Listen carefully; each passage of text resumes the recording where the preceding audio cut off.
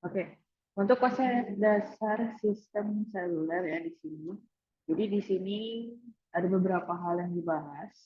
Jadi ada mengenai konsep sel itu seperti apa, kemudian pendahuluan tentunya bedanya sistem seluler sama non seluler itu apa, kemudian ada penugasan kanal, manuver, interferensi, gate dan penempatan kapasitas pada sistem seluler. Nah, untuk pembahasan eh, biasanya ya di pertemuan sebelumnya saya hanya bahas ini sampai sini di pertemuan pertama, di pertemuan kedua hari ini maksudnya misalnya di minggu depan. Hari ini saya coba sampaikan di hari ini semuanya, jadi nanti minggu depan tidak perlu ini lagi ya begini. Nah, jadi ada yang disebut dengan sistem konseluler dan sistem seluler. Terus secara detailnya nanti teman-teman bisa baca di buku. Tapi gambarannya adalah jadi di sini ada sistem seluler dan juga ada yang disebut dengan sistem non seluler. Beberapa poin penting sebenarnya yang menjadi pembeda antara seluler dan non seluler itu pertama mengenai coverage-nya, kemudian eh, tinggi antena yang digunakan, tinggi antena yang digunakan, kemudian eh, di sini sebentar itu ya, nanti kita lihat dulu. Nah, untuk coverage, nah di sini kita bahas dulu yang non seluler. Nah, untuk yang non seluler di sini coverage-nya sebenarnya dia jauh lebih luas, jika dibandingkan dengan sistem seluler. Definisi luas itu berapa?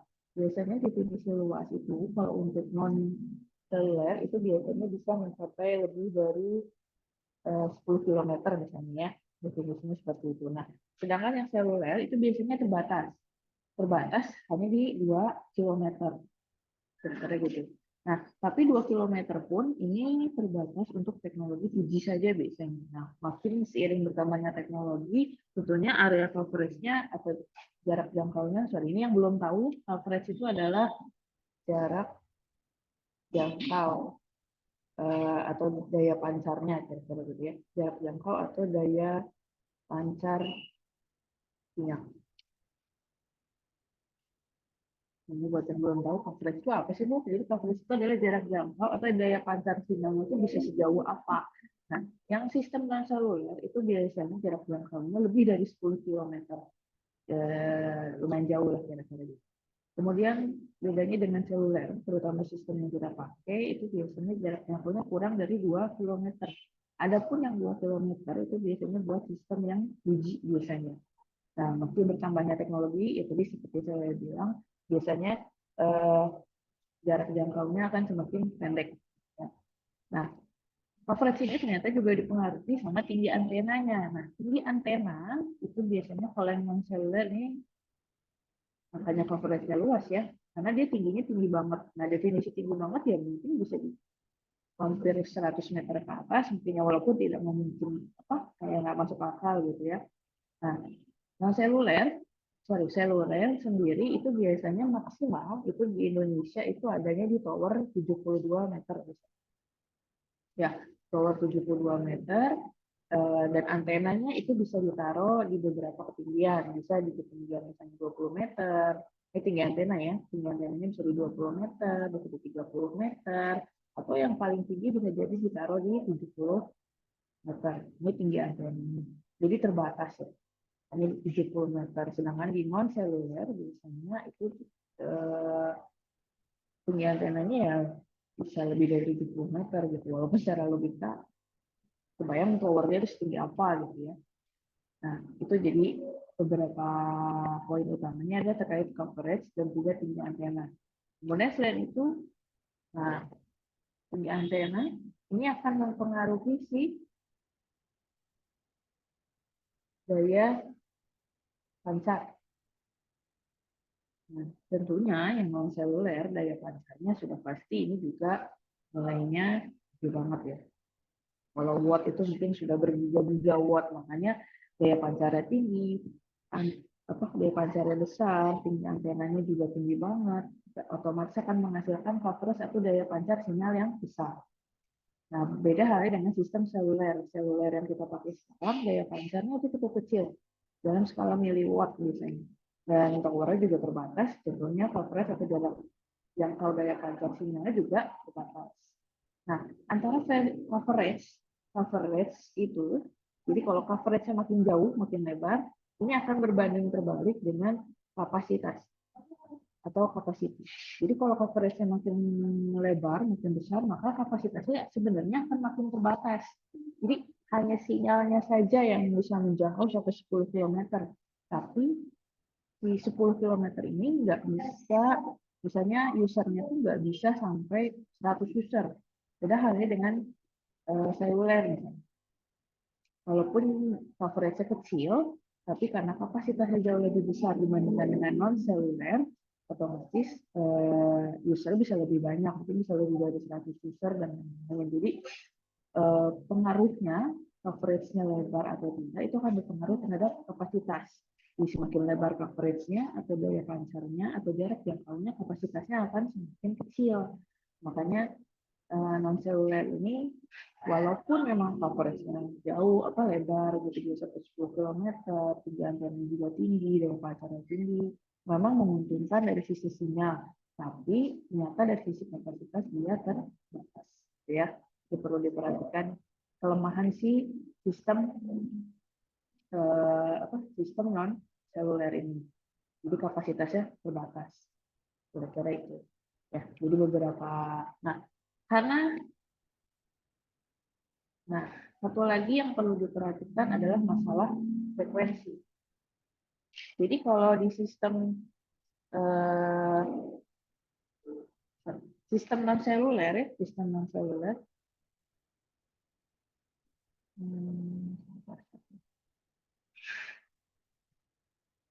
kalau di sistem non seluler, karena dia coverage-nya lebar, jadi satu ini misalnya ini bisa sampai jaraknya misalnya 10 km misalnya. Nah, biasanya satu sel itu biasanya satu sel itu satu frekuensi biasanya ya. Kenapa satu frekuensi? Ya karena selnya juga sedikit. Bisa jadi misalnya dalam satu kota Cimahi, di Cimahi ya, di Cimahi itu bisa jadi kalau menggunakan non seluler itu selnya atau areanya bisa jadi ada cuma 10 sel, kira-kira itu. Jadi cuma 10 sel akan menandakan dia butuh 10 frekuensi. Nah, beda halnya dengan sistem seluler. Karena tadi coverage-nya dia lebih kecil dibandingkan dengan non-seluler, coverage-nya, daya pancarnya atau jarak jangkaunya, otomatis dia perlu frekuensi yang lebih banyak. Misalkan selnya kalau tadi di non-seluler ini 10 sel, maka di seluler misalnya di sistem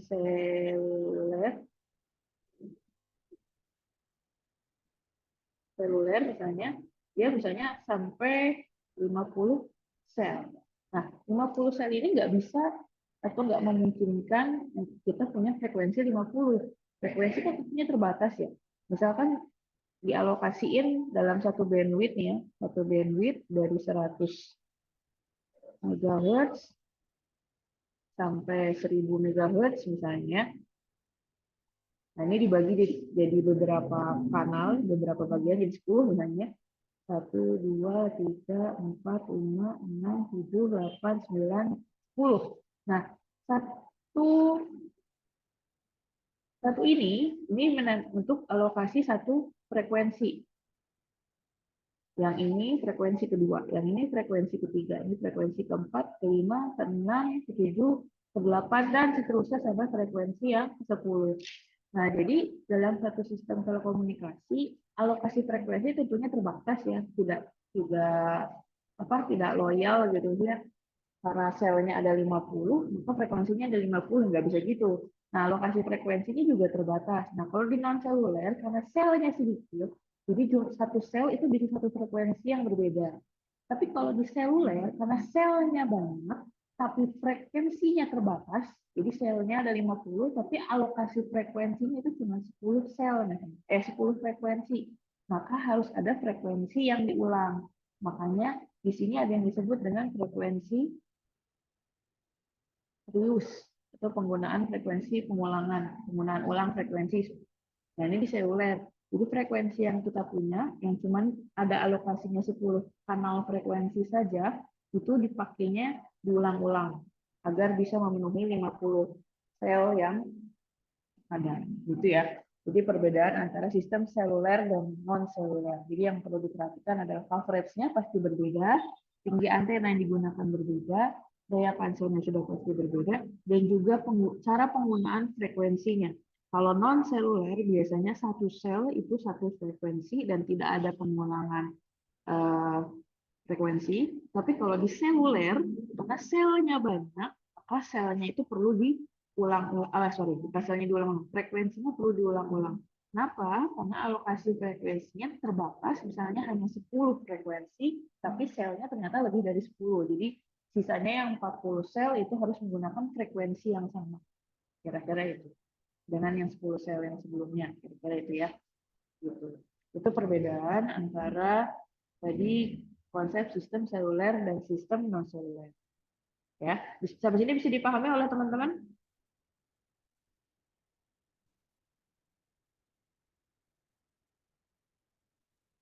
Ada Bu. yang oke. Kalau ada yang bingung nanti bisa di ini ya, di interrupt aja. Oke. Yang Itu seluler Ibu kurang paham. gimana? Yang seluler belum paham? Iya Ibu. Belum pahamnya gimana maksudnya? Frekuensinya atau apanya? Semuanya. Frekuensinya Ibu. Oke, terkait frekuensi ya. Oke, jadi gini. Ini saya hapus ya. Nah, jadi di dunia telekomunikasi itu, ini saya gambarkan dulu, di dunia telekomunikasi ini, frekuensi yang kita pakai itu biasanya ada alokasinya. Jadi misalkan ya, menurut ketentuan Kominfo itu untuk seluler itu kita punya alokasi dari 100 MHz sampai misalnya 1000 MHz atau 1 GHz ya bahasa kita. Nah, dari 100 MHz sampai 1000 MHz itu biasanya bisa dipakai buat sistem telekomunikasi seluler biasanya. Ini asumsi saja ya. Penggunaan frekuensinya biasanya berupa kanal-kanal atau kamar-kamar seperti itu. Jadi misalkan ini satu bandwidth ya, ini saya katakan satu bandwidth dari sini ke sini ini satu bandwidth. Dalam satu bandwidth ini berarti bandwidthnya kan 10 MHz ya. Bandwidthnya adalah 10 MHz. Nah, dari 100 MHz sampai 1000 MHz itu biasanya dibagi jadi beberapa kanal atau beberapa room. Kalau bahasa kita beberapa ruangan frekuensi mungkin ya. Jadi saya dulu di Sistel pernah bahas mengenai kanal ya. Jadi 100 MHz sampai 1000 MHz dibagi jadi beberapa kanal. Saya dibagi jadi 10 kanal. Jadi 1, 2, 3, 4, 5, 6, 7, 8, 9, 10 misalnya. Nah, satu kanal ini biasanya dipakai untuk satu sel. Jadi kalau bandwidth-nya 10 MHz dibagi 10 berarti sekitar 110 ya. Ini dari sini ke sini ini 110 MHz. Jadi si sel yang satu itu cuma bisa bekerja di frekuensi 100 MHz sampai 110 MHz. Jadi per kanal satu. Jadi maksudnya alokasi frekuensi itu maksudnya satu frekuensi itu satu kanal maksudnya di sini. Jadi ini kanal 1, ini kanal 2, ini kanal frekuensi 3, kanal frekuensi 4, kanal frekuensi 5 dan sampai kanal frekuensi 10. Jadi yang bisa dipakai itu hanya 10 kanal frekuensi. Di mana satu kanal frekuensi yang ini satu kanal frekuensi itu biasanya hanya bisa dipakai oleh satu sel. Ya, jadi total kanal frekuensinya hanya 10, di mana asumsinya satu kanal frekuensi itu cuma bisa diisi satu sel. Nah, kalau di sistem seluler kan tadi saya bilang ya selnya itu banyak. Seluler itu selnya banyak. Bisa jadi dia selnya lebih dari 50 sel.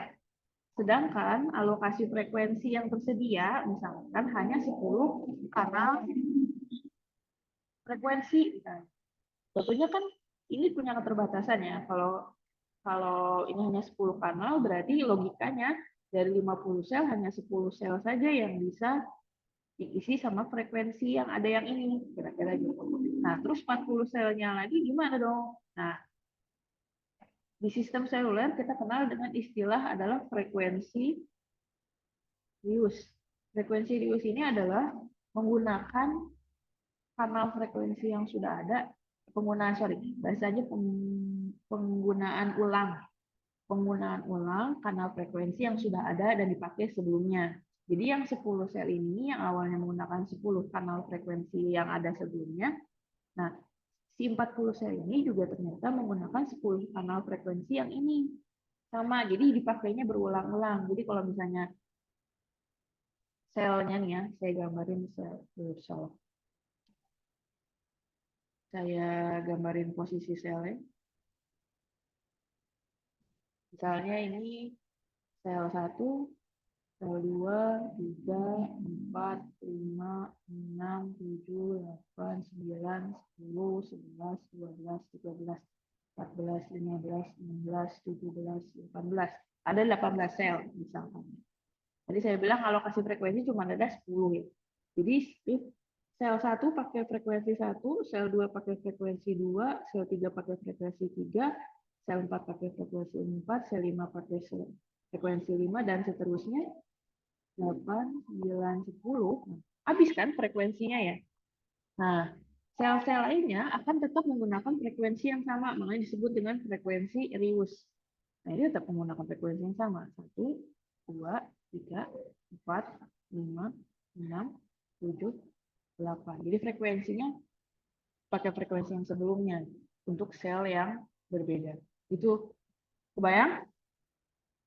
Atau masih bingung?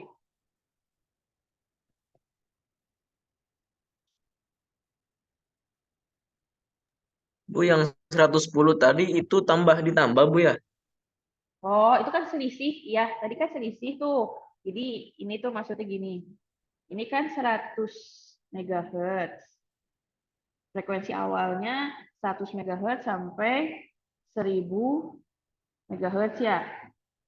Nah, saya tadi bilang kanal frekuensinya cuma ada 10 kanal frekuensi misalnya ya, 10 kanal frekuensi. Berarti dari 10 MHz, 100 MHz sampai 1000 MHz itu dibagi jadi 10 kanal. 1, 2, 3, 4, 5, 6, 7, 8, 9, 10. Nah, ini tuh berarti kan selisih antar lebar lebar antar ininya itu loh. Nah, lebar antar ininya berarti kan 1000 MHz. Oke, saya salah ngitung kali ya. 1000 MHz bagi 10 bagi ya benar, 1000 MHz dibagi 100 MHz berarti berapa? 10 ya? Iya, Bu, 10. Nah, 10. Nah, berarti 10, jadi bandwidth-nya itu adalah 10, bandwidth-nya adalah 10 MHz. Jadi lebarnya ini 10, dari sini ke sini ini adalah 10 MHz. Nah, 10 MHz ini dibagi jadi 10 kanal. Berarti eh, antar ininya, Kanal antar kanalnya berarti selisihnya berapa? 1.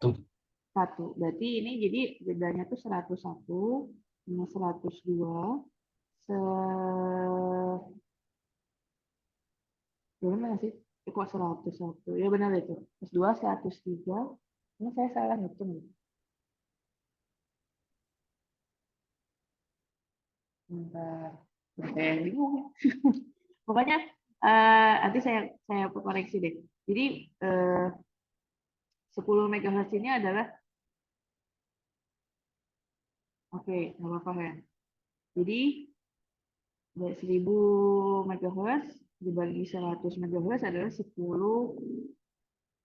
Oh, bukan dibagi, kok dibagi sih? Jadi saya pantesan salah. Sorry. Barusan bingung nih. Nah,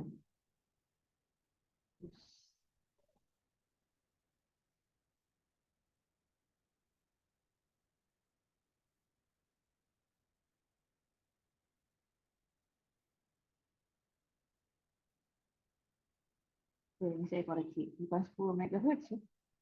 Salah. Sorry. Selisihnya kan lebar bandwidth dari sini ke sini berarti 1000 MHz dikurangi 100 MHz. Sekian lah ya. Nah, nanti yang si sekiannya ini dibagi jadi beberapa kanal. Berarti antara selisih ini, jadi si X ini nanti dibagi 10. Kalau ada 10 frekuensi, berarti dibagi 10. Berarti ini bisa jadi 100 MHz ditambah X dibagi 10, kira-kira gitu. Gitu sih. Jadi maksudnya ini tuh ada tambahan, iya pasti ya, karena ini ada di sininya ada lebar kanalnya, kira-kira gitu. Kebayang nggak maksudnya?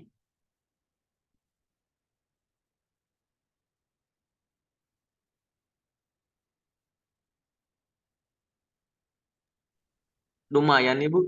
Nah, pokoknya gitu lah ya. Nanti deh, sambil berjalan, kalau ada perhitungan, kira-kira gambarannya seperti itu. Oke, kita kembali lagi ke sini, nanti sambil ini ya. Nah, tadi terkait konsep dari seluler dan non-seluler ya. Nah, bentuk sel sendiri, khususnya dalam sistem seluler, itu, jadi ini definisinya ya, sel adalah cakupan sinyal yang berupa radiasi gelombang elektromagnetik oleh sebuah antena BTS itu Base Transceiver Station. Nah, secara teoritis sebenarnya bentuk sinyal atau bentuk sel itu bisa bermacam-macam, bebas lah ibaratnya gitu. Mau bentuk kayak apa juga bebas. Nah, tapi di lapangannya bentuk sel itu yang terrealisasi adalah yang ini. Jadi nggak beraturan sebenarnya. Karena dipengaruhi oleh si arah pancar antena yang dipakai. Tapi secara teoritis bentuk sel yang paling optimal dan paling efisien adalah yang ini. Jadi sel dalam konsepnya, dalam teorinya itu selalu digambarkan dalam bentuk heksagonal. Kenapa heksagonal?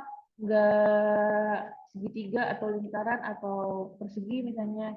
Nah, saya izin tanya nih ke teman-teman. Kira-kira dari semua bangun datar, segitiga, lingkaran, maupun persegi, ataupun segi 6, segi 5, dan lain-lain, sampai segi 6 ya, anggaplah yang paling besar segi 6 ya, nggak ada segi 8, segi 6. Nah, dari semua bangun datar itu, yang luas permukaannya paling besar kira-kira yang mana? Segitiga, persegi, lingkaran, atau segi 6? Segini. Ya, segi 6 ya. Ya, segi 6 yang luasnya paling besar. Nah, alasan itulah kenapa sel itu digambarkan secara teoritis dalam bentuk heksagonal atau segi 6. Jadi pertimbangannya selain kalau lingkaran kan dia ada kosongnya di sini, nggak efisien kan, berarti ada yang bolong. Kalau segitiga ya ukurannya otomatis lebih sempit. Kalau segi 4 juga sempit. Dan yang paling optimal adalah bentuk segi 6. Sekali lagi ini secara teoritis ya. Kalau secara prakteknya di lapangan, realnya ya bentuknya sebenarnya nggak jelas. Bentuknya seperti ini. Cuma untuk membantu kita dalam sistem perhitungan, perencanaan, dan lain-lain, sel digambarkan dalam bentuk heksagonal. Segi 6. Itu untuk bentuk sel. Nah, ini tadi yang saya ceritain soal terkait penggunaan frekuensi. Jadi, dalam satu sistem ada yang disebut dengan cluster. Cluster itu dinotasikan dengan N atau jumlah sel per cluster. Jadi dalam satu cluster, di sini ada satu cluster. Satu cluster itu bisa terdiri dari banyak sel. Ini disebut dengan N. N itu satu cluster, tapi jadi kalau misalnya N dinyatakan N sama dengan 12. Nah, maksudnya si 12 ini adalah artinya dalam satu cluster itu berisi 12 sel. atau misalnya ini N sama dengan 7, berarti dia dalam satu klaster terdapat 7 sel. Jadi satu klasternya terdiri dari 7 sel, ini dalam satu klasternya terdiri dari 12 sel. Nah, kaitannya tadi dengan penggunaan frekuensi Rius atau penggunaan frekuensi ulang tadi ya. Jadi kalau biasanya kalau jumlah sel dalam satu klaster itu akan disesuaikan dengan jumlah frekuensi yang ada, yang tersedia. Jadi kalau misalkan frekuensinya tadi ada 10 ya, yang tadi kita bahas sebenarnya ada 10. Berarti biasanya satu klasternya itu terdiri dari 10 sel. Nanti nanti klaster-klaster lainnya akan mengikuti. Nah, ini gambaran untuk N sama dengan 7 misalnya. N sama dengan 7 berarti di sini satu klaster terdiri dari 7 sel. Nah ini nih yang berwarna ini, yang saya kasih pembatas merah. Nah ini disebut dengan klaster pertama namanya. Klaster pertama ini terdiri dari 7 sel. 7 sel ini menggunakan frekuensi 1, frekuensi 2, frekuensi 3, frekuensi 4, frekuensi 5, frekuensi 6, dan frekuensi 7. Sudah. Klaster selanjutnya, nanti di sebelahnya akan ada klaster selanjutnya.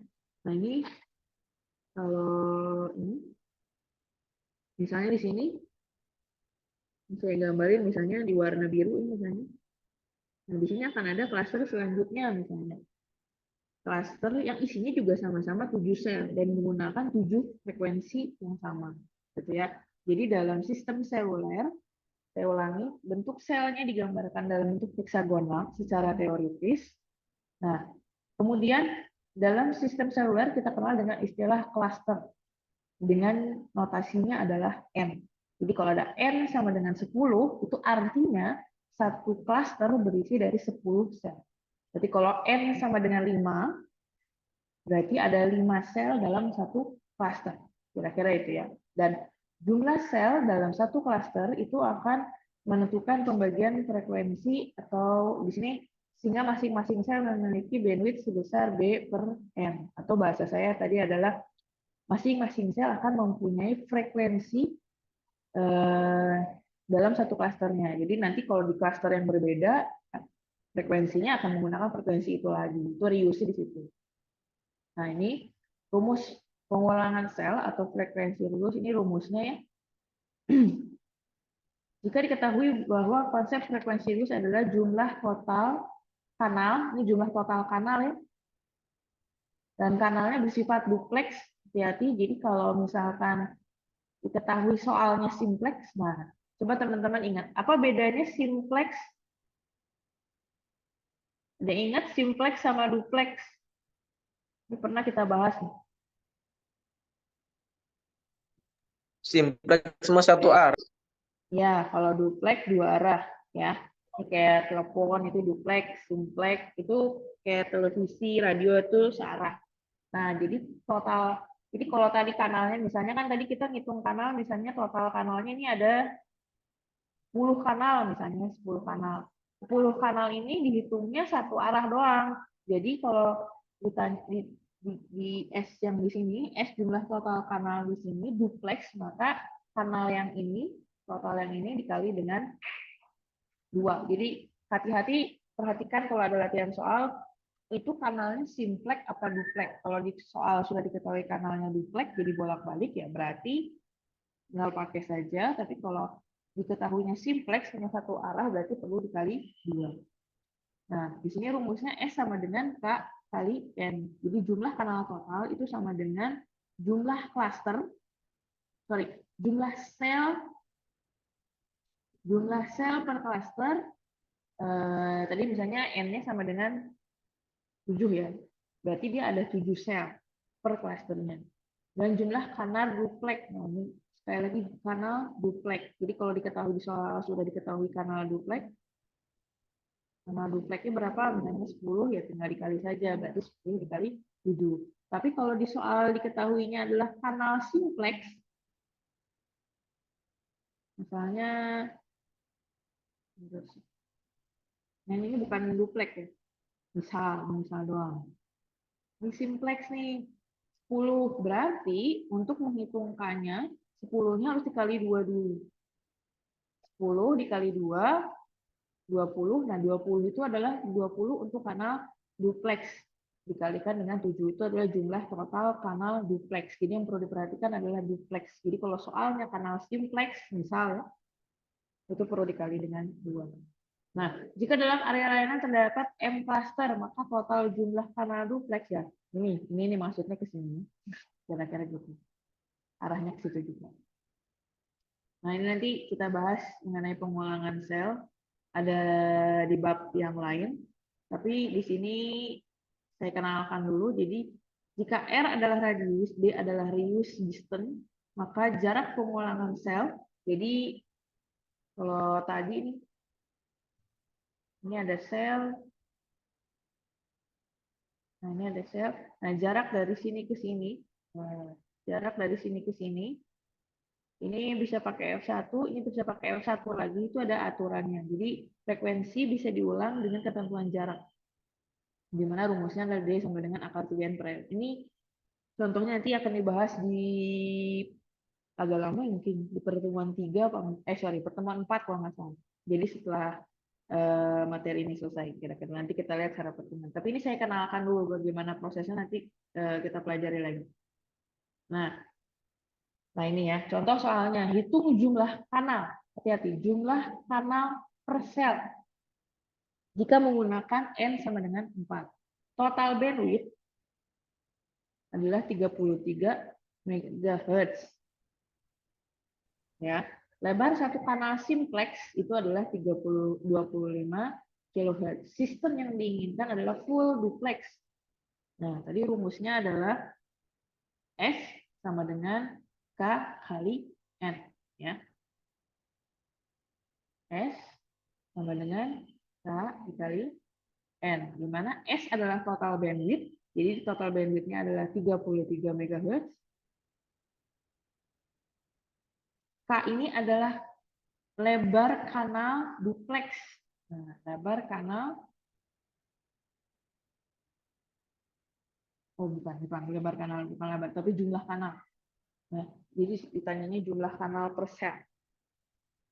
Jadi yang ditanya, nah, jumlah kanal per sel. Berarti ditanya, ini K-nya ditanya, N-nya diketahui.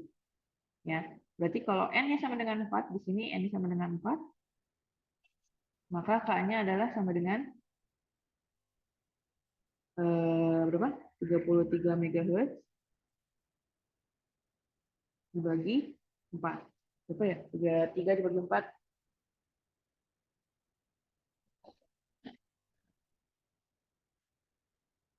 Berapa? Ada yang udah ngitung? 33 dibagi 4?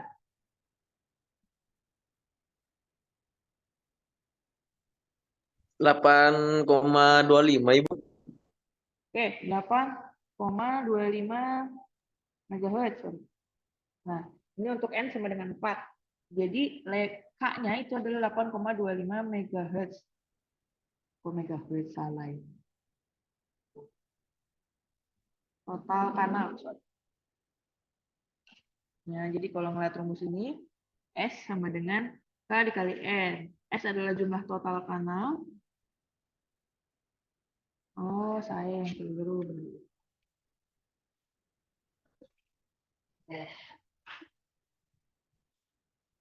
Total kanal ternyata ya. Jadi masih dalam bentuk frekuensi. Oke, jadi pertama, oke, saya koreksi ya.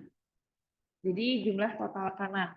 Jadi total bandwidth, jadi saya gambarin dari sini ke sini, ini total dasarnya adalah 33 MHz. Ya. Dari sini ke sini 33 MHz. Dia bilang lebar satu kanalnya adalah 25 kHz. Jadi dari sini ke sini ini adalah 25 kHz simplex ya. Sekali lagi ini simplex, total bandwidth segini ya 33 MHz. Lebar satu kanal untuk simplex itu adalah 25 kHz. Kita asumsikan dulu 33 MHz ini untuk dipakai sistem simplex ya. Berarti kalau kita menggunakan sistem simplex, jumlah kanal yang kita dapat berapa nih kanal frekuensinya? Lebarnya 33 MHz, kemudian satu kanalnya itu 25 kHz. Berarti ini dapat berapa kanal? Cara ngitungnya gimana?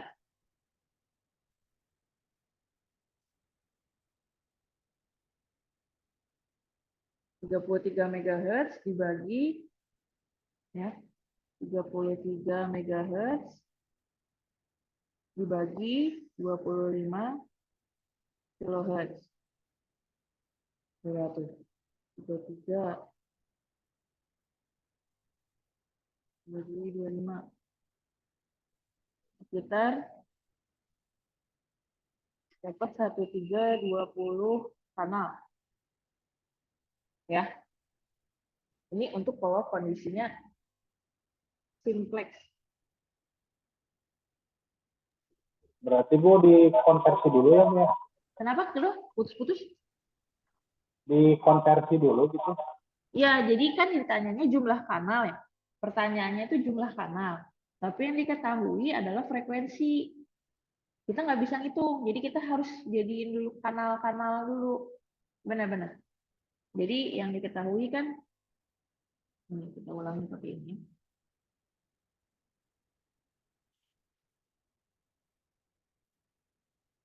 Ini ada jawabannya sini. Nah, jadi tadi bandwidth-nya adalah 33 MHz. Nah, karena ini simplex, nah makanya harus diperhatikan ini simplex apa duplex gitu ya.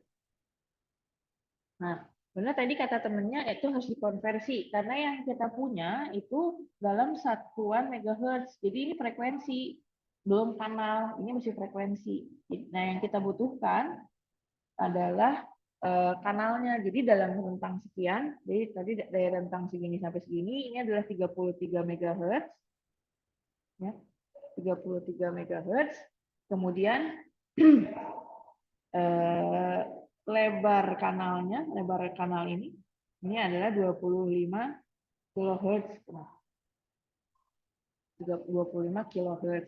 Nah, jadi ini kanalnya ada berapa? Nah, ini pertanyaannya 4 dan seterusnya. Ini ada berapa kanal sih? Nah, ini total kanalnya itu ada berapa? Itu yang harus kita cari ya. Jadi kita harus cari pertama adalah total kanalnya. Total kanalnya itu ada berapa? Nanti kalau sudah dapat total kanal, kita kan punya tadi n cluster ya. N-nya ada berapa? N-nya tadi ada 4, berapa? N-nya berapa? Baru dicari K-nya. K itu adalah kanal per selnya, kira-kira gitu. Kan tadi ada 4 sel per cluster ya.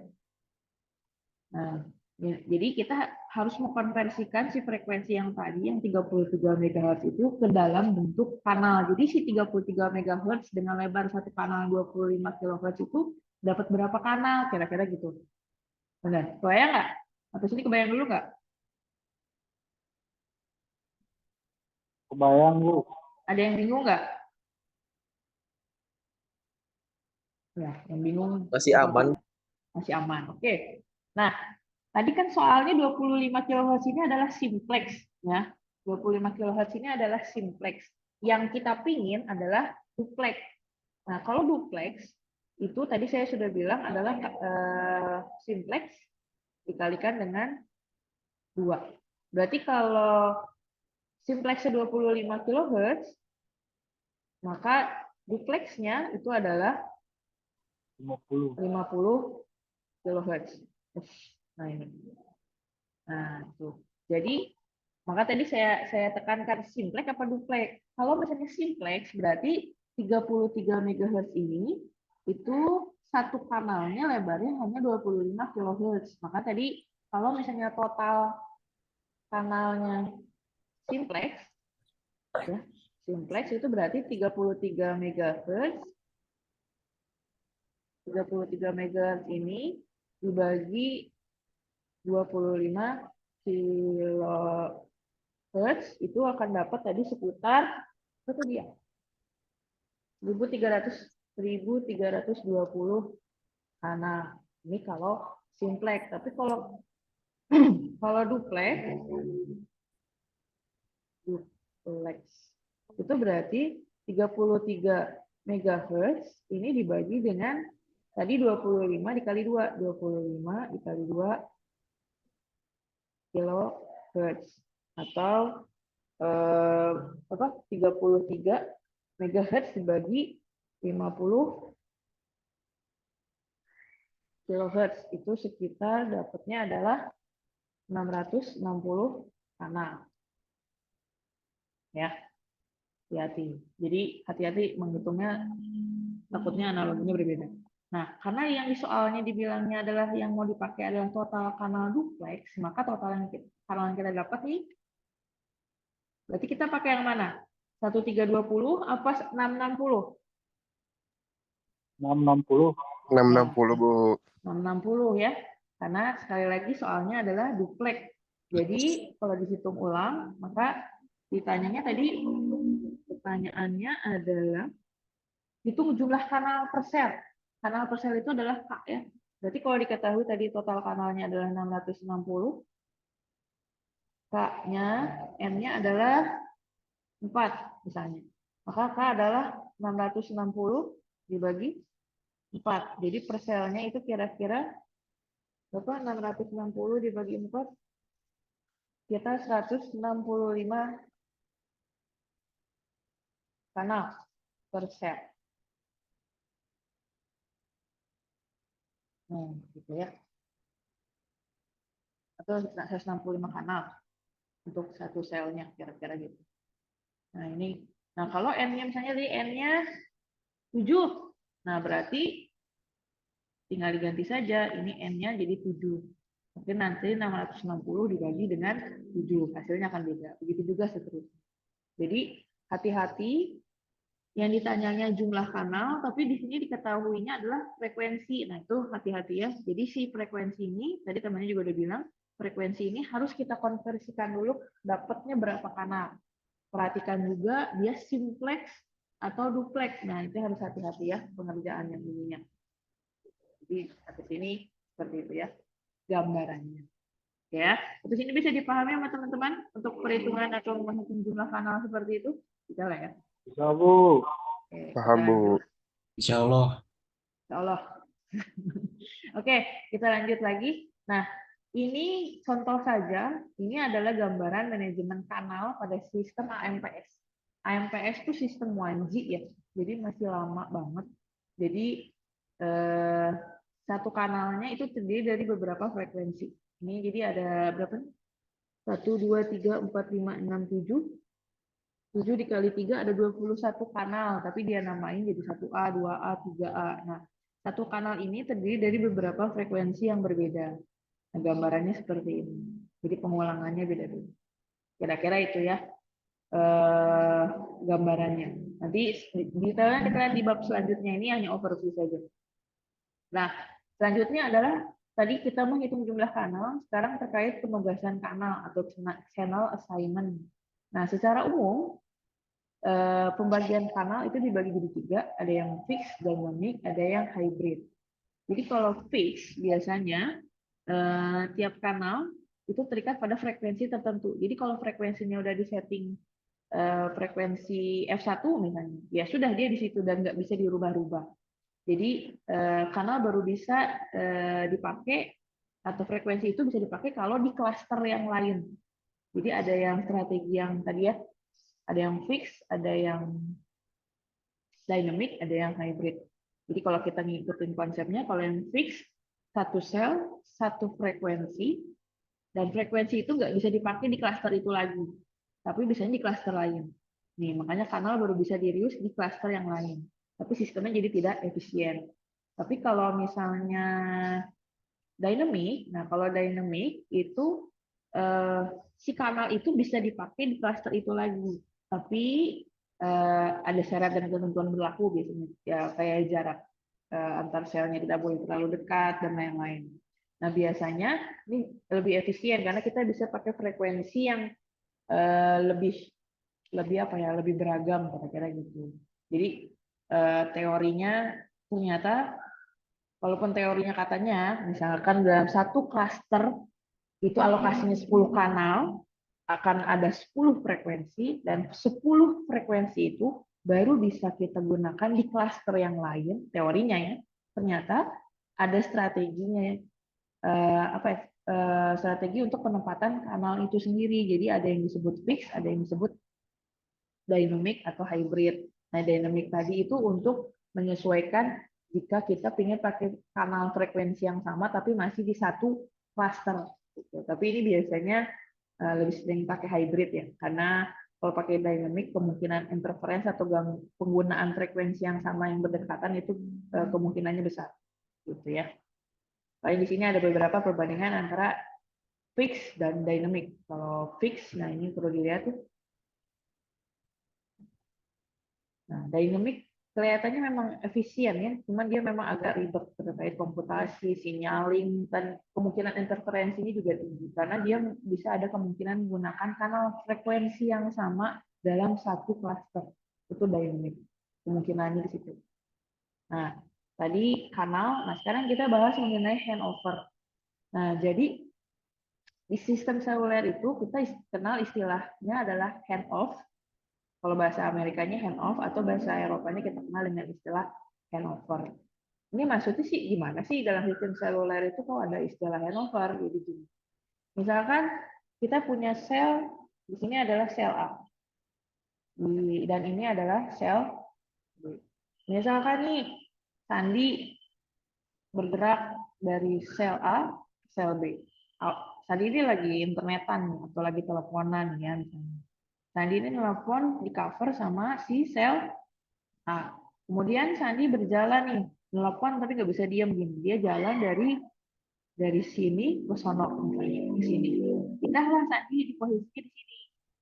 Nah, otomatis dengan berpindahnya Sandi dari titik 1 ke titik 2, sel yang mengcovernya itu akan berganti menjadi B, di cover sama sel B itu. Nah, teman-teman suka ngerasain nggak sistem misalnya teman-temannya lagi nelpon tapi lagi di mobil misalnya, atau kerajinan telepon sambil di jalan lagi apa tuh naik motor misalnya, kan suka ada misalnya kita lagi nelpon tiba-tiba putus. Nah, itu putus tuh biasanya proses handover dari A ke B-nya itu tidak berjalan baik. Nah, perpindahan. Jadi orangnya movement atau bergerak dari titik 1 ke titik 2, sel yang mengcovernya juga harus pindah. Nah, perpindahan sel yang mengcover si orang ini disebut dengan handover, gitu ya. Nah, handover ini ya harus menunjang tadi ya. Jadi perpindahan orang ini dari titik 1 ke titik 2 diikuti juga dengan sel yang mengcover dari titik dari sel A ke sel B. Makanya suka ada yang telepon putus itu karena di sininya itu dia tidak berpindah dengan baik. Nah, itu konsep handover ya. Nah, handover itu ada 2 jenis, ada yang disebut dengan soft handover, ada yang disebut dengan hard handover. Bedanya apa? Kalau soft handover, ini istilah saya ya, soft handover itu dia sambung dulu, baru putus. Ya, jadi kalau yang pacaran nyambung dulu baru putus, itu mainnya soft bahasanya gitu ya. Nah, kalau hard handover itu putus dulu, baru nyambung.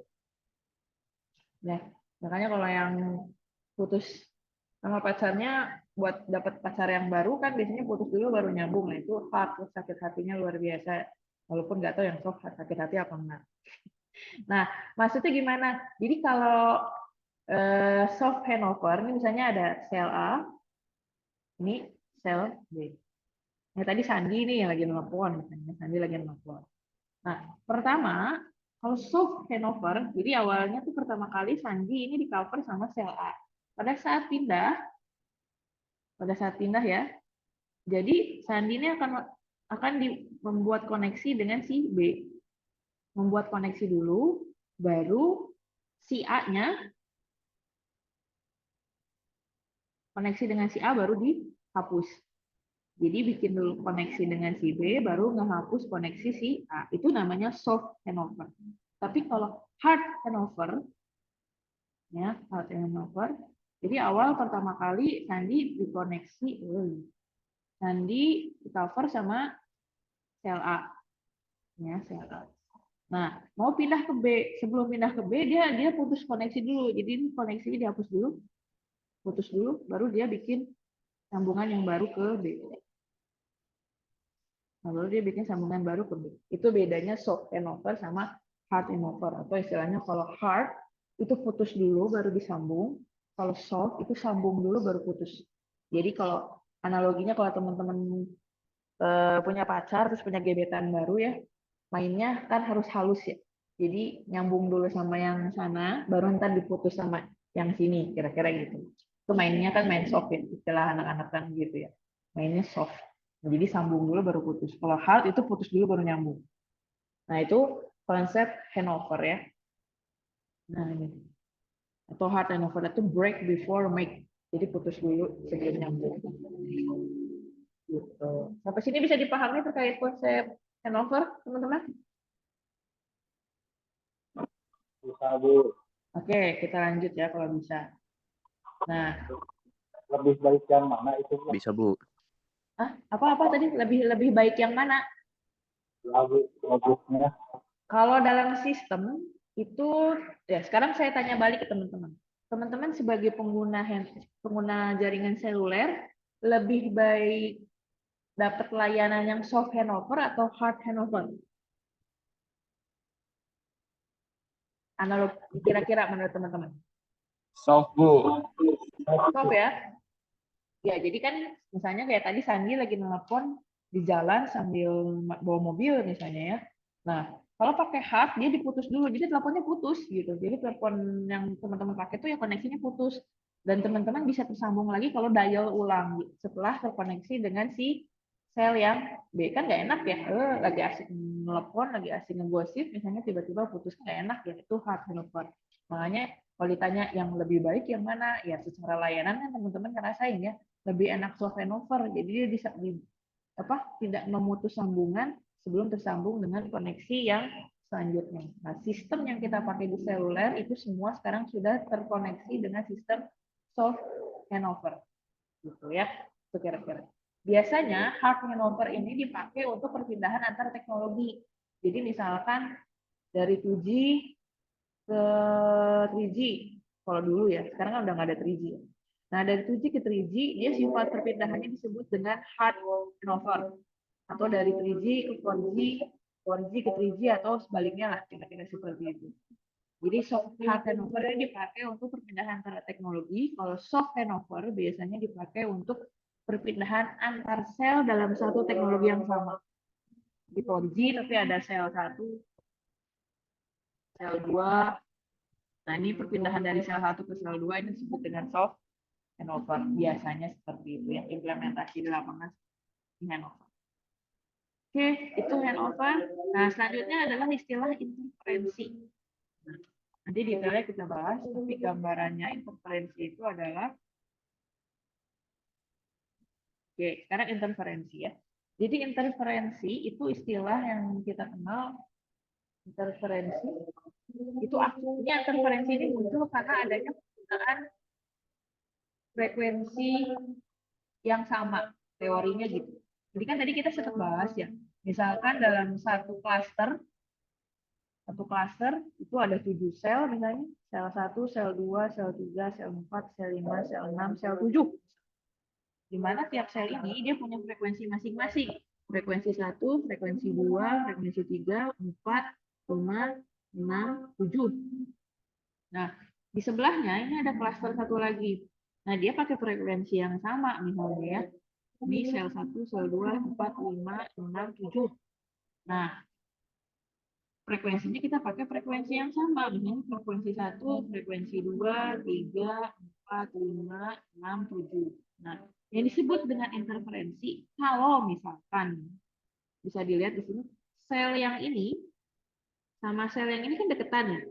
Misalkan ini pakai frekuensi 4 dan 6, ini pakai frekuensi 4 dan 6 juga. Nah, ini kan deketan ya, berarti frekuensinya sama dan jarak selnya juga deketan. Nah, ini yang disebut dengan interferensi. Jadi penggunaan frekuensi yang sama dalam sel yang berdekatan, gitu ya. Penggunaan frekuensi yang sama untuk sel yang berdekatan. Ini yang perlu digarisbawahi untuk sel yang berdekatan. Nah, untuk sel yang berdekatan seperti itu. Nah, interferensi ini ada dua jenis. Ada yang disebut dengan interferensi co-channel.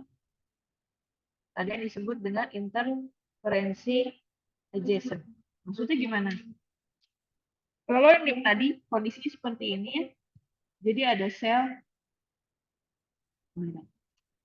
yang ini, sel yang 4 pakai frekuensi 4, sel yang ini pakai frekuensi 6. Nah, terus kemudian di sebelahnya ada frekuensi dengan ada sel dengan frekuensi 4 dan frekuensi 6. Itu frekuensinya sama. Kalau frekuensinya sama, ini disebut dengan interferensi co-channel. Jadi kalau sel yang berdekatan, jadi sel yang berdekatan menggunakan frekuensi sama itu disebut dengan co-channel. Nah, terus apa bedanya Bu sama adjacent? Nah, kalau adjacent frekuensinya bersebelahan. Maksudnya gimana bersebelahan? Jadi misalkan di sini tadi ini 4, sel 4 nih yang ini. Yang ini sel 4, sel 4 menggunakan frekuensi 4, sel 6 menggunakan frekuensi 6. Misalkan ternyata ini saya ganti ya, dia nggak pakai frekuensi 4, nggak pakai frekuensi 6, tapi pakai sel ini.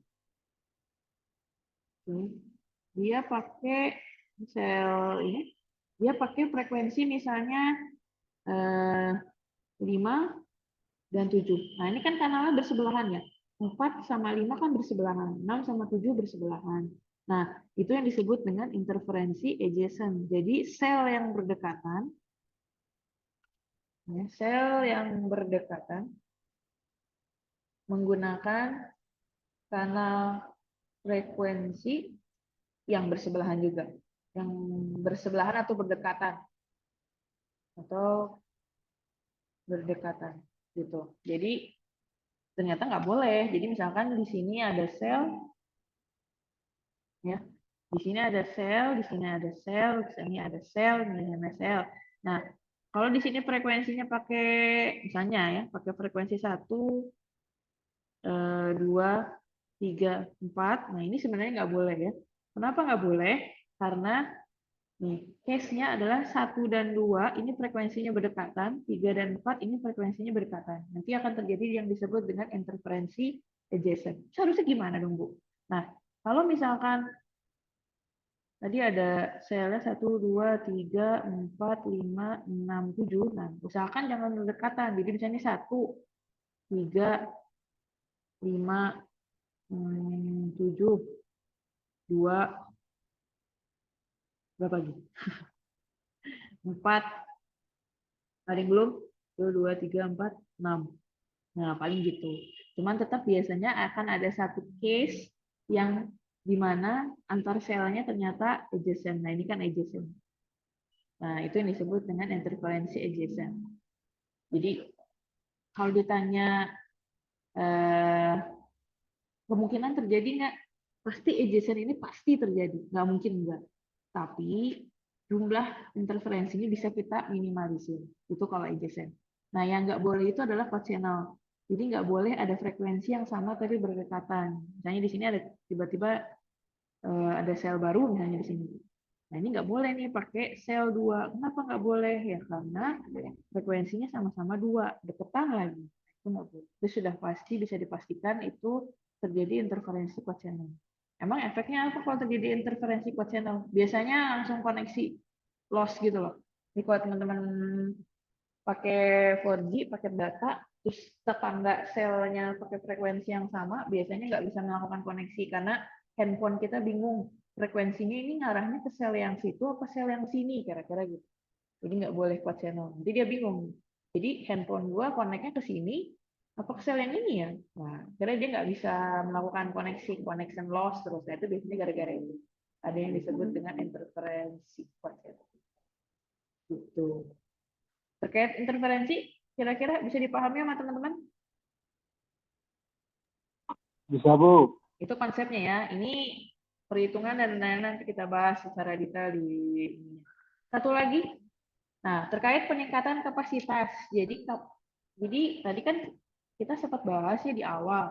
Kalau coveragenya kecil, ya, kalau coveragenya kecil itu akan berimbas pada kapasitasnya. Sorry, coverage dan kapasitas berbanding terbalik, intinya gitu ya. Kalau coveragenya besar, maka kapasitasnya kecil, katanya gitu.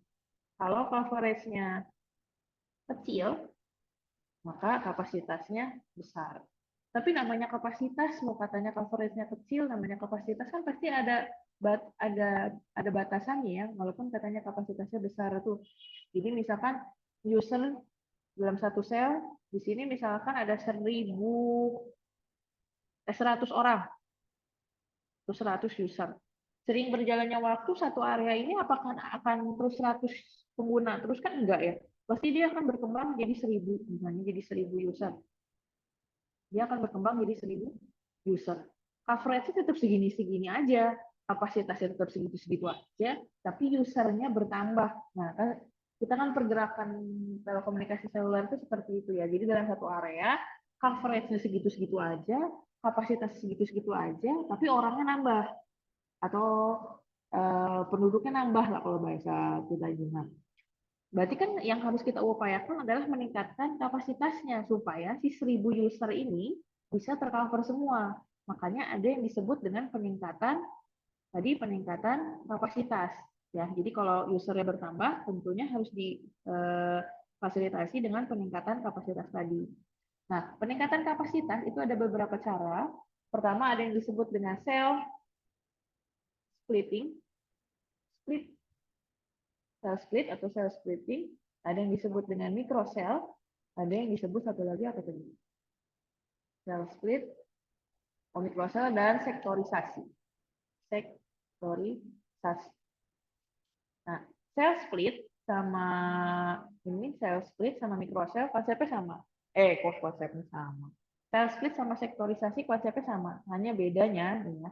Nama juga cell split. Jadi satu sel ini nanti akan dibagi jadi beberapa sel lagi. Jadi yang awalnya satu sel begini dia cuma sanggup mengcover 100 user misalnya. Karena usernya sudah ada 1000, berarti kan harus dibagi. Dia coba misalnya dibagi jadi 3. Kalau satu analoginya ya, kalau satu sel bisa mengcover 100 user,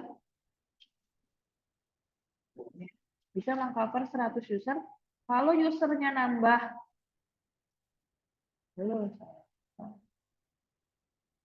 misal user bertambah jadi 1000, dengan total jadi 1000 user.